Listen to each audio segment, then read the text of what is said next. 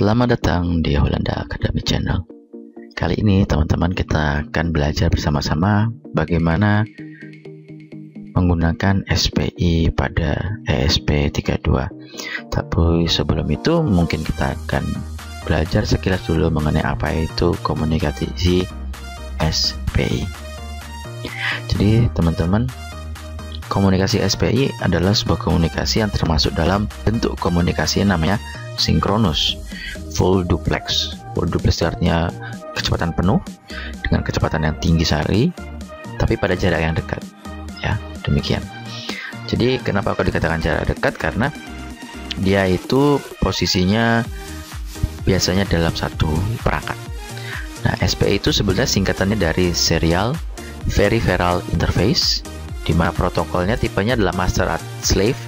Kalau video sebelumnya saya sudah menjelaskan mengenai I2C, di mana dia juga master slave, atau istilah sekarang adalah controller dan peripheral. Jadi SPI adalah protokol yang menyediakan sebuah antarmuka sederhana dan murah antara microcontroller dengan peripheralnya, yaitu nanti slave-nya itu. Nah, biasanya SPI interface bus ini digunakan untuk menghubungkan mikroprosesor atau mikrocontroller dengan memori seperti EEPROM, RTC, kemudian adanya ADC, analog to digital converter, DAC, digital to analog converter, display seperti LCD, audio IC, sensor suhu dan tekanan, kemudian kartu memori seperti MMC atau kartu SD, bahkan ke mikrocontroller lainnya. Nah, dalam protokol SPI itu perangkat terhubung dalam hubungannya namanya master slave dalam antarmuka multi titik. Nanti saya akan jelaskan pada slide berikutnya ya. Dimana dalam jenis antarmuka ini satu perangkat akan dianggap sebagai master bus. Nah, biasanya itu mikrocontroller yang akan mengkontrol, makanya master namanya. Dan semua perangkat lainnya yaitu AC peripheral atau bahkan mikrocontroller lainnya dianggap sebagai slave atau budak, begitu ya. Nah, dalam protokol SPI hanya satu master, tapi kita bisa menggunakan banyak perangkat slave-nya. Untuk SPI sendiri dia ada 4 pin, yaitu pin CS atau SS, slave select atau chip select. Lalu ada MISO yaitu master in slave out, kemudian MOSI ada master out slave in, dan XCK yaitu serial clock. Nah, ini adalah penjelasan tadi teman-teman ya, mengenai bagaimana satu master tapi bisa kita gunakan untuk berkomunikasi dengan banyak slave atau banyak perangkat yang akan dikendalikan.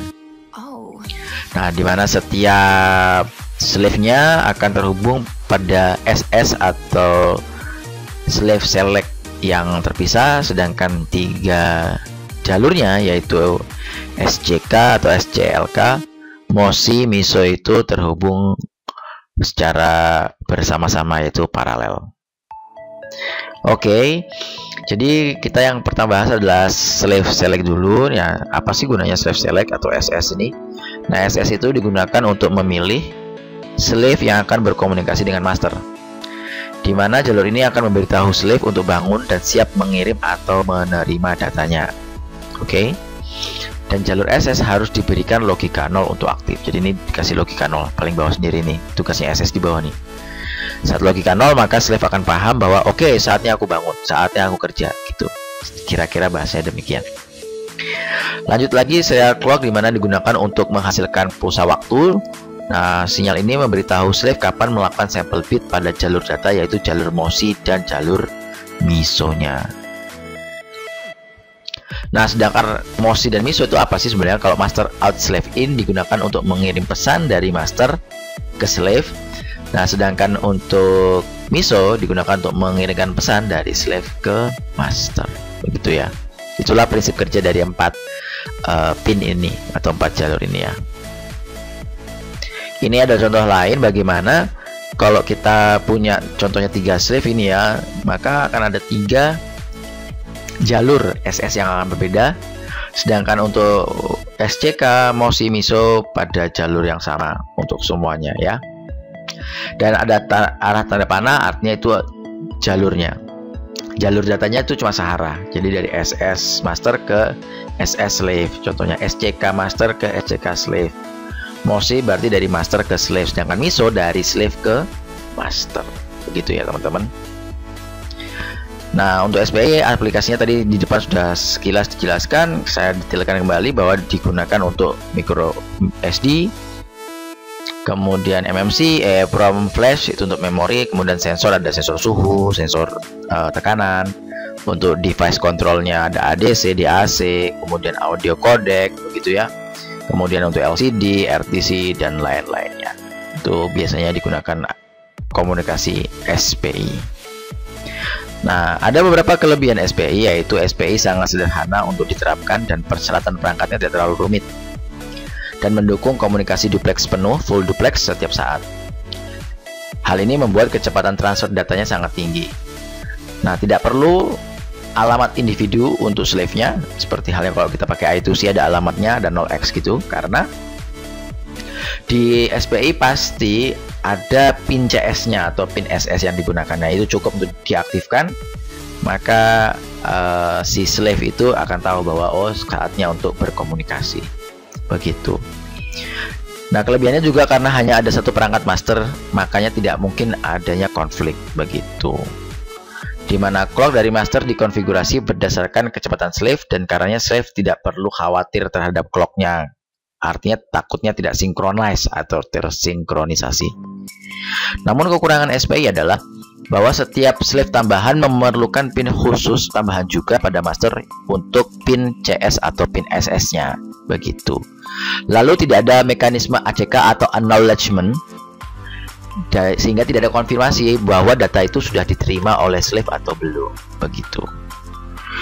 Nah, perangkat yang paling lambat akan menentukan kecepatan transfernya. Jadi kalau misalnya kita kecepatannya misalnya ya 1 kHz yang paling rendah, maka 1 kHz itu untuk semuanya kita pakai. Begitu ya. Lalu tidak ada standar resmi, dan karenanya sering digunakan dalam implementasi khusus sebuah aplikasi, dan tidak ada kontrol aliran datanya. Itu adalah kekurangan-kekurangan dari SPI ya teman-teman. Setelah kita tahu tentang kelebihan, kekurangan, dan pin-pin yang digunakan dalam SPI, maka teman-teman nanti pada video berikutnya kita akan mencoba untuk mengimplementasikan satu komponen, yaitu kita akan menggunakan micro SD untuk mencoba untuk bagaimana kita bisa menggunakan SPI ini ya. Sekian untuk video kali ini teman-teman.